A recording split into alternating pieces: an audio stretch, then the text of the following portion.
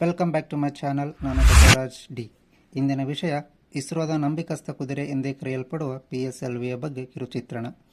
PSLV ಎಂದರೆ polar satellite launch vehicle. ಇದನ್ನು Indian remote sensing satellite ಅನ್ನು ಸನ್ ಸಿಂಕ್ರೊನಸ್ ಆರ್ಬಿಟ್ಗೆ ಸೇರಿಸುವ ಮೂಲ ಉದ್ದೇಶದಿಂದ ಮೊದಲ ಬಾರಿಗೆ ಡೆವಲಪ್ ಮಾಡಲಾಯಿತು.